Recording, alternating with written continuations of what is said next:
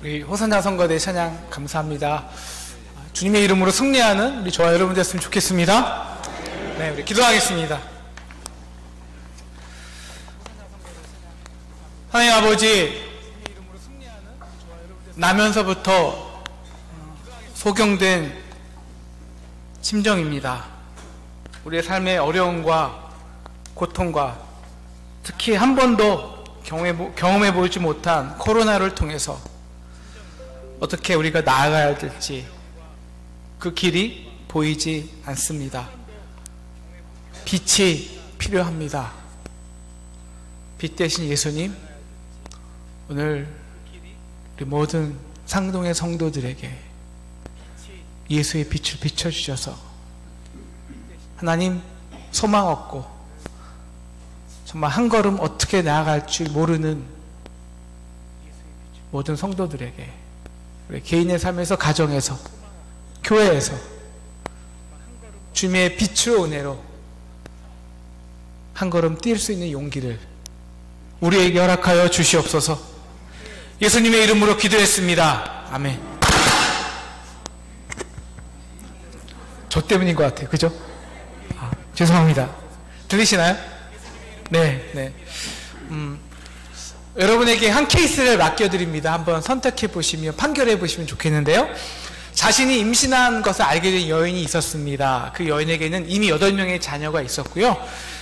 현재 그들 중 많은 아이들이 귀머거리, 또 앞이 앞이 안 보이는 분, 또 여러 가지 정신지체 아들이 많이 있었습니다. 근데 엎친 데 덮친 격으로요, 현재 이 여인은 매독에 걸려 있고요. 그리고 자신의 남편은 심각한 알코올 중독자입니다. 아이들의 치료와 교육은 꿈도 못 꾸고요. 자신이 지금 할 수 있는 것이란 아프지만 조금 열심히 일해서 벌어오는 것으로도 8명의 아이들을 제대로 먹일 수도 없는 상황입니다. 그런데 만약 임신을 하면, 만약 이제 아이를 낳으면, 임신을 더해서 아이를 낳으면 다른 일을 못할 수도 있고요. 그럼 나머지 아이들은 정말 생명의 위태로움이 처해질 수 있습니다. 자, 이 여인은 아홉 번째 아이를 낳아야 될까요? 물론 이거는 도덕적인 문제는 다릅니다. 절대 안 되는 건 낙태, 생명을 해하는 건 아니까 도덕적으로는 이건 이미 결정되어 있는 거고요. 만약에 이 여인에게 도덕적인 문제를 싹 제외시키고 선택할 수 있다면 여러분 한번 손들어 주시겠어요? 여인은 아들을 그래도 낳아야 된다. 손들어 주세요. 그래도 낳아야 된다.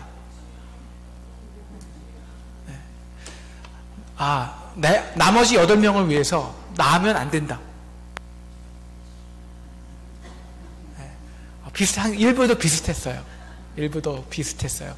아마 심정적으로 우리가 도덕적인 문제가 껴서 그렇지, 도덕적인 문제를 우리가 싹 제외시킬 수 있다면 아마 대부분의 사람들은 낳지 말아야 된다 생각할 것입니다. 여러분이 이 생각에 동의하신다면 여러분들은 방금 운명을 작곡한 베토벤을 죽이셨습니다. 베토벤의 어머니의 선택이었으니까. 베토벤은 그 인생을 살아나가면서 우리가 생각할 때 너는 안 돼 라는 그 운명이 틀리다고 스스로 증명해 보였습니다.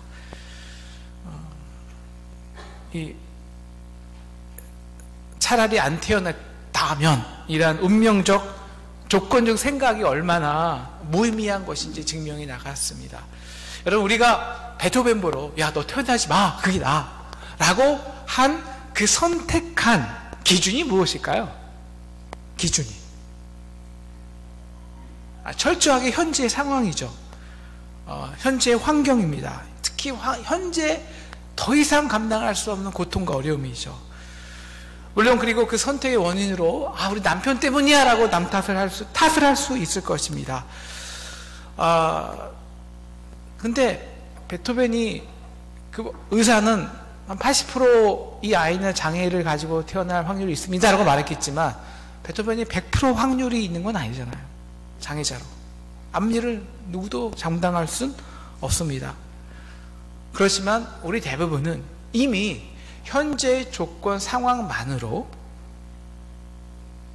미래를 결정한다는 것이죠.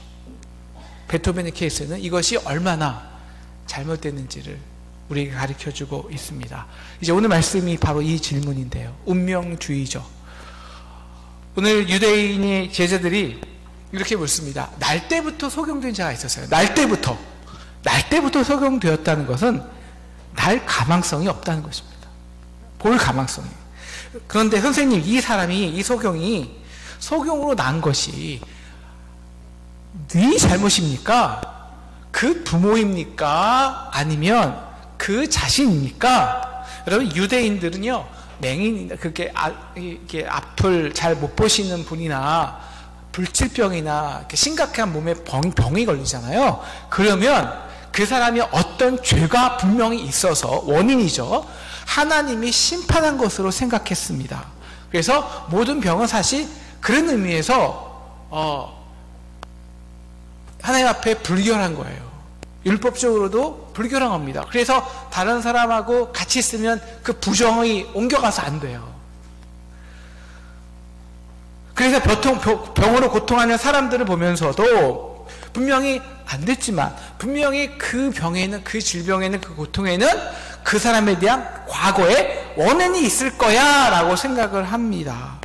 그리고 더 나아가서 그 원인을 찾아주는 거죠. 너 그래서 그래 라는 것입니다.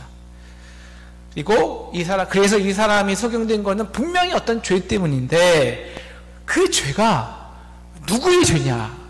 부모의 죄입니까? 이 사람의 죄입니까? 둘 중에 하나겠죠. 왜 굳이 그거를 알려 할까요? 그러면 좀 편하거든요. 적어도 나 때문 아니야. 얘 때문이야. 편해요.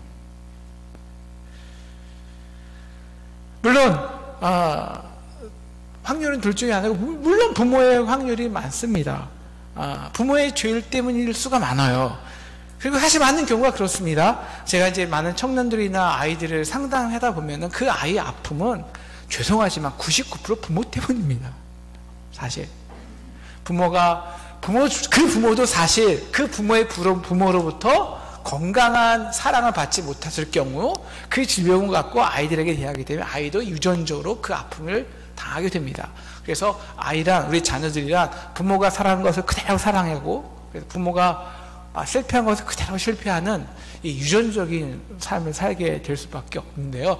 그래서 제가 이제 4차 산업의 혁명에서 가장 중요한 아이들이 성공한 삶을 사는 가장 중요한 기준이 아이들의 마음 근력인데, 그 마음 근력을 가장 해치는 것이 부모의 희생입니다.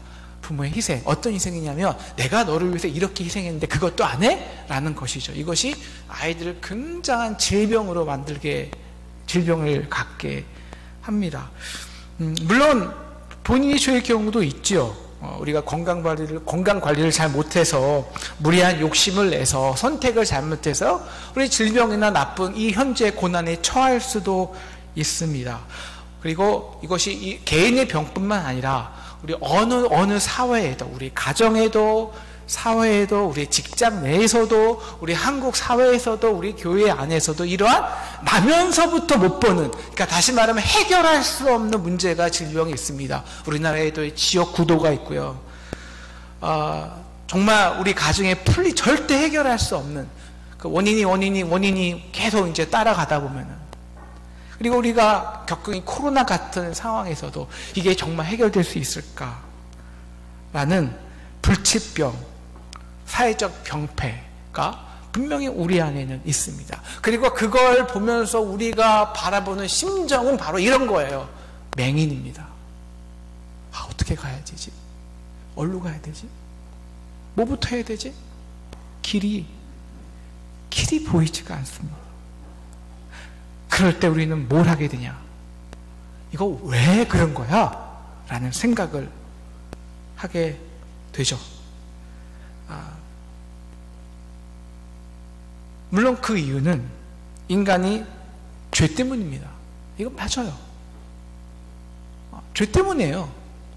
근데 그 죄가 사실 누구의 죄라고 하긴 참 애매합니다. 모든 성경적인 죄의 개념은 이거예요. 우리가 우리에게 죄진 자를 사하여 준 것 같이 우리는 그럼 편하잖아요. 쟤 때문이야, 저 사람 때문이야 라면 우리가 싹 빠지니까 우리는 심정적으로 현재의 상황에서 유지하기는 편하네요. 그런데 결코 성경은 그런 죄는 없다는 겁니다. 여러분, 부모 때문입니까? 그럼 부모도 그렇게 취급당했기 때문이에요. 그 부모한테. 우리의 죄 때문입니다. 우리가 우리에게 죄진 자를 사하여 준 것 같이. 그런데 사람들은 편하고 싶거든요. 현재의 상황을. 그러기 위해서 굳이 누구 때문인데, 부모입니까? 자신입니까? 라고 말하는 거죠. 그래야 그나마 이 복잡하고 어려운 현실 속에서도 그나마 살아갈 수 있는 조그만한 힘이 있기 때문입니다. 이 제자들의 질문에는요, 현재 우리의 그 사람들의 어려운 문제를 우리는 어떻게 인식하는지를 보여줍니다. 어쨌든 우리가 힘든 그 맹인에 보이지 않는 그 힘든 문제에는 과거의 원인이 있다는 겁니다. 그 원인들을 찾아내는 거예요. 그래서 현재의 상황과 연결시켜서 바로 그 사람 때문에 과거에 그래서 지금 이랬잖아 라고 설명을 하는 거예요. 그래서 내 부모만 안 만났어도, 내가 고등학교 때 그 선생만 안 만났어도, 제가 말씀드렸나요? 중학교 때 저 선생이 딱 20등까지 잘라서 제가 21등 했거든요. 20등까지 잘라서 1등부터 20등까지는 아이들을 이름 불러줬어요. 그리고 21등부터 저부터 모든 아이들을 쓰레기라고 불렀습니다. 쓰레기. 저는 그것을 이 쓰레기야, 이것을 좀 이렇게 극복하는데 꽤 많은 시간이 걸렸어요. 내가 그 선생만 안 만났어도, 내가 저 여자만 안 만났어도, 제가 저 남자만 안 만났어도 이렇게 원인을 과거의 그 누구의 탓으로 돌리죠. 그러면 현재를 그나마 버틸 수는 있어요. 근데 그것도 안 하잖아요? 그럼 보이지도 않잖아요. 그럼 살 수가 없는 거예요. 어디로 가야 되는데 갈 길을 모르는데. 많은 사람들이 정말 이건 하면 안 되잖아요. 스스로 목숨을 끊는 거. 왜 끊을까요? 그거예요. 길이 없을 때. 길이 보이지가 않아요. 그러니까 이거 하나라도 어떻게 살 희망이 있었는데 그 희망이 딱 끊어졌을 때, 이제 한 발자국 나아갈 수 없을 때, 이때거든요. 이게 맹인입니다. 이게 맹인이에요.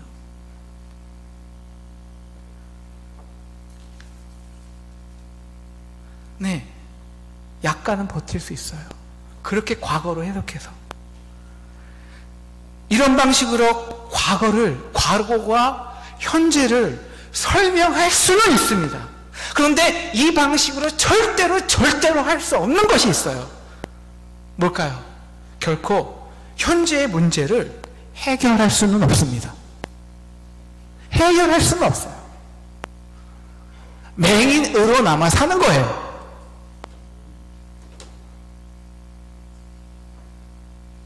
그래서 오늘 말씀 3절이 너무너무 중요합니다. 함께 읽으실까요? 3절 같이 읽겠습니다. 시작.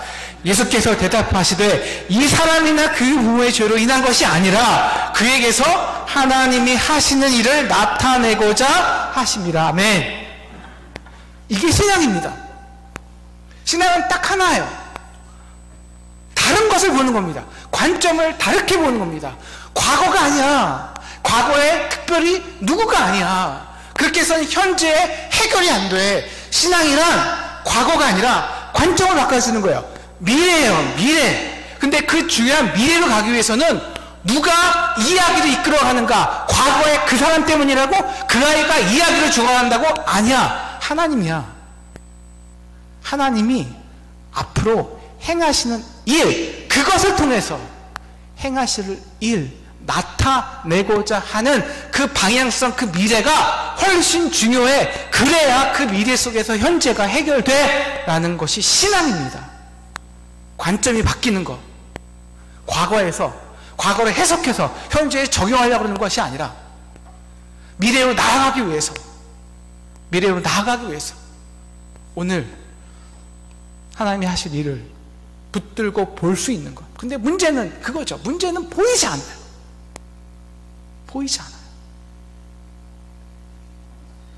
맹인입니다.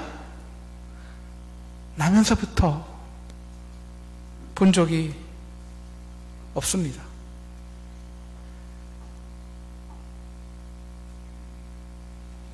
오늘 이 관점의 주인공이 요새 우리가 새벽 묵상에 배우는 그 요셉입니다. 요셉 이야기 요새 거의 다 끝났는데요. 새벽 묵상에서. 요셉은요,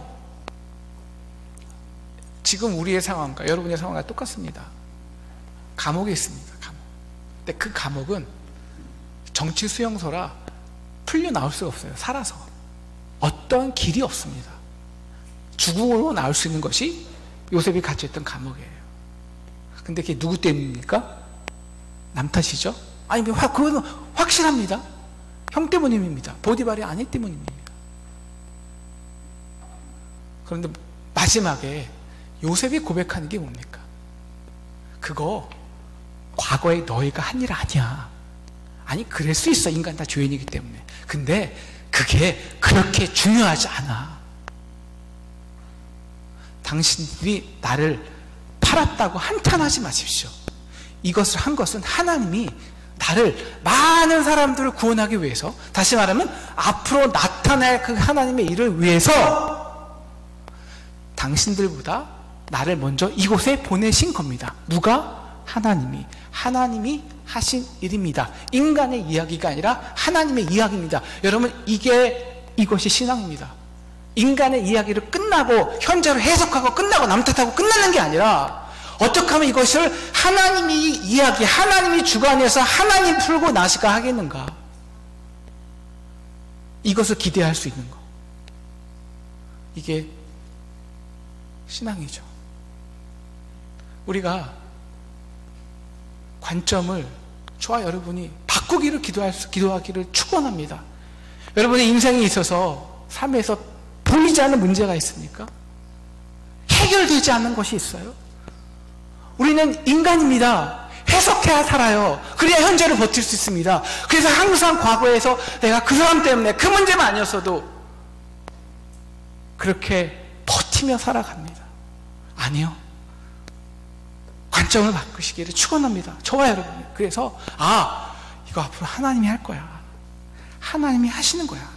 오늘 우리의 고난과 그 미래를 위해서, 하나님이 하시는 위해서 오늘 우리의 고난과 아픔과 죽음이 있는 것입니다. 바로 그 일을 위해서, 하나님이 하실 그 일을 위해서 오늘 우리의 감옥이 있고 우리의 죽음이 있고 우리의 현실이 있는 것이죠. 그래야 뭐가 드러나냐? 바로 이겁니다. 하나님이 하시는 일이 나타내고자 함이라. 이거 진짜 하나님이 하셨네. 현재 맹인이잖아요. 어떤 방법으로도 해결될 수 없잖아요. 고통스럽죠. 그래서 우리의 마음은 자꾸 과거에 들어가서 연결하고 싶죠. 그런데 바로 그때 거기서 그래서 이건 진짜 하나님이 한 거야. 왜? 인간적으로 해결될 수 없었잖아. 이거는 하나님이 하시지 않고는 도저히 해석이 안 돼. 그래서 하나님의 나타나신 일이 우리 메인의 삶 가운데, 고통과 고난 가운데 그걸 통해 반드시 드러난다는 것입니다. 오늘 여러분의 고난과 아픔이, 여러분의 슬픔이 바로 이 하나님의 나타낸 일의 놀라운 도구가 되는 저와 여러분 되기를 주님의 이름으로 축복합니다. 문제는 이거죠. 그럼 어떻게 그 일이 나타내는가? 그럼 이제 어떻게 그 일이 나타낼 수 있는가? 그 방법론이겠죠. 오늘 그래서 예수님은 이렇게 하십니다. 우리 5절 그 전에 예수님은 자신 이렇게 소개하세요. 내가 세상에 있는 동안에는 세상의 빛이로다. 여러분, 빛이 왜 필요할까요? 매gin에게 빛이 왜 필요할까요? 절대 보이지 않는데 빛이 있어야 그나마 나아갈 수 있기 때문입니다. 오늘 이 빛 대신 예수께서 이 매gin에게, 이 날 때부터 소경자인 자에게 찾아오세요. 일방적으로. 그리고 하신 것이 있죠. 뭘 하실까요? 침을 뱉으십니다. 침을 어디다가요? 흙에다가. 여러분, 이게 어떤 사람들은 이 본문을 해석하면서, 물론 막 우리 인간의 침에는 그래도 조금 의학적인 효능이 조금은 있다고 해요. 그것 때문일 것이다. 아이, 그러면 왜 꼭 침을 하겠습니까? 진흙, 거기 무슨 효용이 있겠습니까? 가장 흔한 겁니다.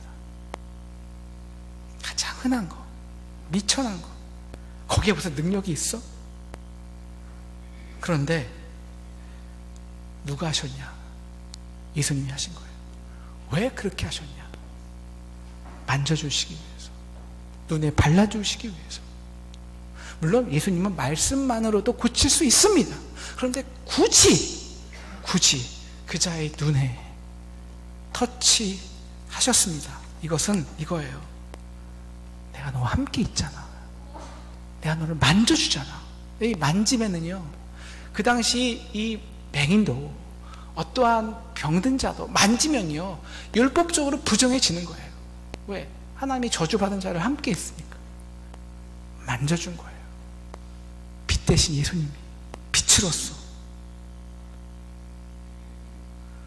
어떻게 하나님의 일이 나타나냐? 우리의 힘으로 나타나지 않습니다. 나타나지 않아요. 말씀이 육신이 되어 우리 가운데 임하신 겁니다. 전적인 은혜예요. 전적인 은혜예요. 그렇게 우리를 찾아오신 거예요. 이 시간에도 찾아오신 거예요. 그래서 십자가에서 우리의 육신의 아픔을, 육신의 고통을 도저히 해결할 수 없는 그 죄의 문제를 그가 스스로 가장 연약한 인간이 되어서 받으신 거예요. 해결해 오신 거예요. 그래서 빛이 되는 거예요. 죽음 후에도 길이 있다, 부활이 있다, 길을 만들어 놓으신 거예요. 두 번째, 하나님의 은혜만 있는 것이 아닙니다. 오늘 이 날 때부터 소경된 자가 어떻게 눈이 띄어졌을까요? 구체적으로 무엇을 통해서 눈이 띄게 되었을까요? 오늘 7절 같이 볼까요? 한번 읽겠습니다. 시작. 이르시되 실로암 못에 가서 씻으라 하시니, 실로암은 번역하면 보냄을 받았다는 뜻이라. 이에 가서 씻고 밝은 눈으로 왔더라. 어떻게 밝은 눈이 됐다고요? 씻어서요. 왜 씻게 되었을까요? 예수님이 그 빛이 우리에게 말씀하셨기 때문입니다. 말씀하셨기 때문입니다. 근데 우리는 그것도 이제 성경을 읽으면서 항상 너무 많은 읽은 본문이기 때문에 쉽게 예수님 말씀하셨으니까 가서 씻었겠지 라고 생각을 해요. 한번 생각해 보십시오. 이게 과연 쉬운 일일까요? 여러분, 맹인은 앞이 보이지 않아요. 여러분, 실로암까지는 적어도 확실은 않지만 적어도 2km, 1.5km에서 3km 사이입니다. 시간적으로 아무리 빨리 걸어야 1시간 이상. 근데 그 사람은 맹인이에요. 보이지 않아요. 근데 지금 눈에 뭐가 있어요? 진흙이 잔뜩 묻었어요. 아마 그리고 그 사람이 예수님의 말씀이, 빛 대신 예수님이 말씀하셨을 때 실로암 가서 물에 씻으라. 여러분, 그 사람이 100% 확신을, 실로암 가서 물에 씻으면 100% 확신이 낫겠다라는 확신이 있어서 갔을까요? 확신이 있었을까요? 없었을까요? 한번 생각해 보세요. 확신이 있었을까요? 없었을까요? 없었어요. 아니, 말이 돼요? 실로암불에 가면 금을 별로, 실로암이란 곳은요, 그 옛날에 그 BC 8세기 전에 8세기 때 그 사내림의 공격이 버티기 위해서 예루살렘 밖에 있는 물을 그 예루살렘 안성으로 보낸 거예요. 그래서 보내시면 받았다는 뜻이죠. 왜? 그 물을 이끌고 거기서 그 성 안에서 버티기 위해서. 그 물을 그렇게 여러분 잘 흐르는 물이 아니에요. 썩은 고인물입니다. 깨끗할까요? 아니요, 안 깨끗해요. 그거 씻어서 날까요? 안 나요. 그런데 보이지 않는 우리 같은 평범한 사람도 알고 앞이 안 보이는데 거기다가 얼굴에는 그 진흙이 탁탁 묻어서, 그러면 보이지 않으시는 분들은 웬만하면 자기를 드러내지 않아요. 근데 모든 사람들이 주목하게끔 그 부끄러운 그 길을 과정해서, 그리고 두려움과 혼돈과 내가 괜히 하는 거 이거 왜 했지? 나 이거 그렇다고 나? 그런데 그는 순종했어요. 그래서 이렇게 나오죠. 가서 씻었더니, 11절 가서 씻으라 하기에 가서 씻었더니, 우리 11절 한 번만 더 읽겠습니다. 시작. 대답하되 예수라 하는 그 사람이 진흙을 이겨 내 눈에 바르고 나더러 실로암에 가서 씻으라 하기에 가서 씻었더니 보게 되었노라. 씻었더니 보게 되었다. 순종입니다. 여러분, 순종이 뭘까요? 여러분, 우리가 순종이란 게요, 마치 우리가 생각하는 순종은 대부분 이런 겁니다. 물론 순종해야지. 이게 순종이 뭐냐면 그래도 이해된 거예요. 그래도 이해되고, 그래도 합리적이라고, 그래 맞아 그거야, 동의돼요. 동의되지 않은데 우리는 하지 않아요. 그런데 그거는 순종이 아닙니다. 순종이란 동의되지 않아요. 동의될 수 없어요. 이해되지 않아요. 이해될 수 없어요. 하기 싫어요. 부끄러워요. 실패 위험성이 많아요. 그럼에도 딱 하나 빛이 말씀하셨기에 순종하는 것.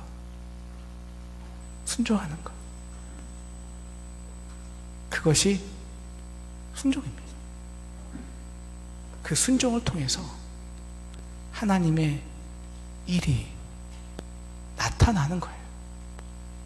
하나님의 일이 나타납니다. 다시 말하면 우리는 볼 수 없어요. 보이지 않아요. 갈 길을 몰라요. 맹이니까요. 그럼에도 불구하고 우리가 예수를 만났을 때, 빛 대신 예수가 왔을 때, 그리고 그분이 우리에게 말씀했을 때, 우리는 보지 못하지만 그분은 보니까, 빛이니까 그 빛 대신 그분의 말씀에 순종했을 때 비로소 우리의 이성이라는 그 틀, 우리의 경험이라는 그 틀, 우리의 죄라는 그 틀을 벗어버리고 그 뒤에 있는 하나님의 일이, 물론 다 보이지 않아요. 조금, 그저 한 걸음만 갈 정도는, 두 걸음만 갈 정도는 보인다는 거예요. 순종할 정도는 보입니다. 그리고 순종할 때 비로소, 야, 이거 안 보이는데, 이거 절대 해결될 수 없는데, 이건 불가능한 것인데, 야, 이거 진짜 하나님이 하셨다, 진짜 하나님이 일어나셨다, 진짜 하나님이 역사하셨다, 하나님의 일이 나타내게 될 줄 믿습니다. 말씀을 정리하려고 합니다. 우리는 지금 여러분의 개인적으로, 교회적으로, 제가 개인의 삶을 다 모르지만 맹인된 심정입니다. 저도 그래요.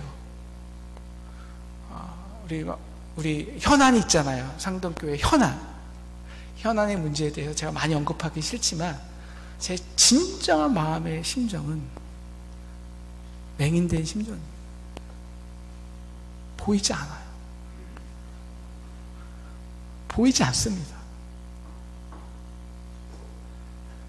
제가 오늘 말씀을 묵상하기 전에는 조금 지난 일주일간 마음이 어두웠어요. 왜냐하면 보이지 않으니까요. 근데 하나가 돼서 가야 되잖아요. 근데 보이지 않는데 어떻게 하나가 돼요? 그렇죠. 보이지 않으면 각각의 생각이 다르기 때문에 하나가 될 수 없어요. 근데 이거는 하나가 되지 않고는 도대체 해결할 수도 없는 문제거든요. 여러분, 우리가 선택하는 건 5%예요. 구역회를 통해서 이제 선택하는 건 5%뿐이 안 돼요. 나머지 95%는 어떻게 그 선택을 함께 나가느냐, 실행력과 거기에 문제입니다. 진짜 문제는. 근데 보이지 않으니까 다 모르잖아요. 참 아무렇지까지는 않았지만 참 어려웠는데요. 제가 오늘 말씀을 묵상하면서 정말 가슴에서 희망이 와 이렇게 올라오는 거예요. 제가 오늘 얼굴이 좀 밝지 않습니까? 좀 와 이렇게 올라가는 느낌이 있어요. 이거 하나님이 하실 일이구나. 그래서 어렵구나. 그래서 당연히 보이지 않는구나. 그래서 성도님들이 혼돈스럽구나. 왜 보이지 않으니까? 왜? 날 때부터 맥인데 문제니까. 인간의 힘으로는 해결할 수 없는 문제니까. 그래서 이거는 반드시 하나님이 그 일을 나타내실 일이구나. 의 관점을 미래, 과거에서, 과거의 사람에서 하나님으로 돌릴 수 있는 저와 여러분 되시면 좋겠습니다. 네, 물론 과거에서 반성하고 우리가 과거를 배워야 돼요. 하지만 우리가 계속 과거에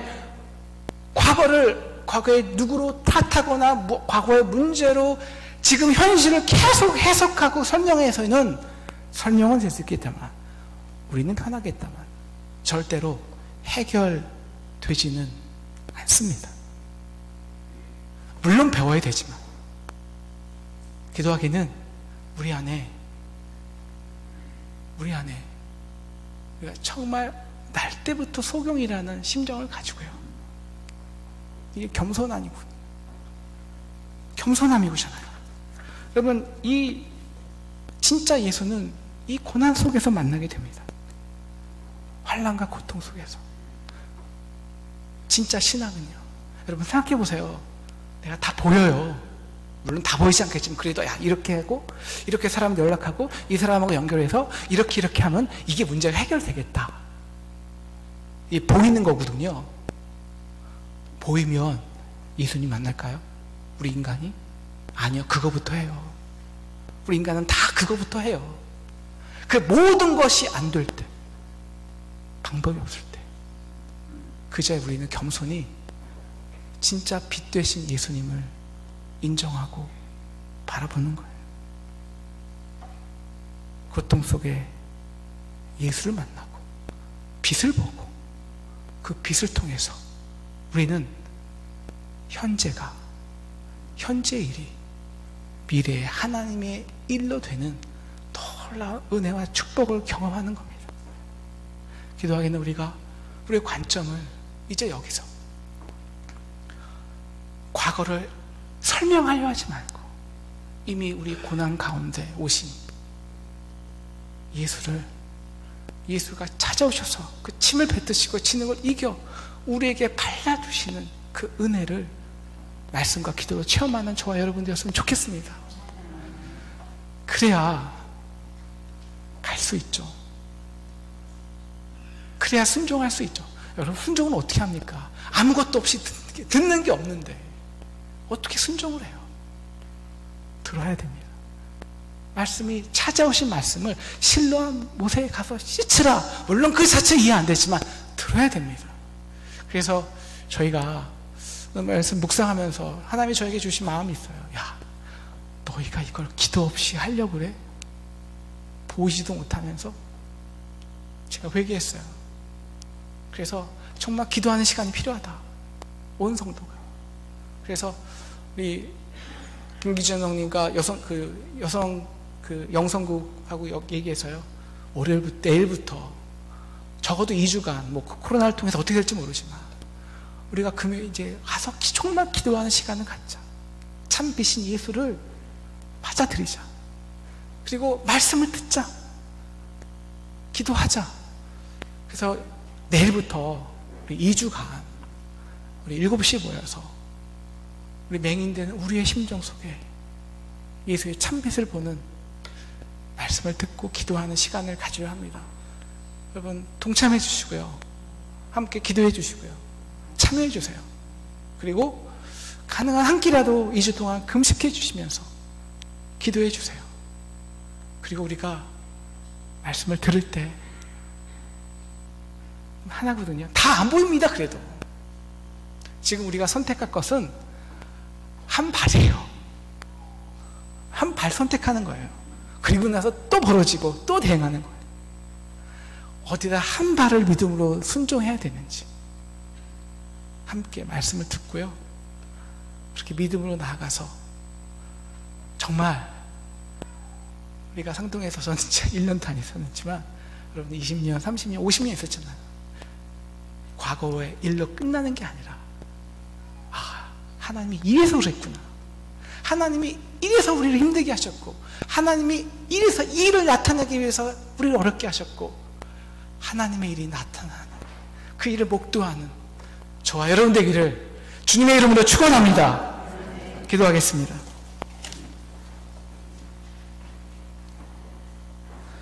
하나님, 우리 가정과 개인의 문제 속에서 우리 개인 그리고 우리 상동의 현안 속에서 맹인된 심정입니다. 하나님, 그러나 빛으로 예수가 우리를 찾아오셨습니다. 하나님, 실로암 못에 가서 씻으라.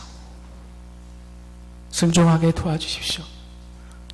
순종하기 위해서 말씀 듣게 하시고 기도하게 하시고 그 빛을 진정으로 그 빛을 영접하게 하셔서 우리가 기껏 과거의 문제를 설명하고 그렇게 끝내는 저희가 아니라 종국에는 반드시 이를 통해서 하나님의 일이 나타내는 그 영광을 함께 체험하고 누리는 저희 되게 도와주시옵소서. 예수님의 이름으로 기도했습니다. 오늘 말씀 가지고 우리 같이 찬양하겠습니다.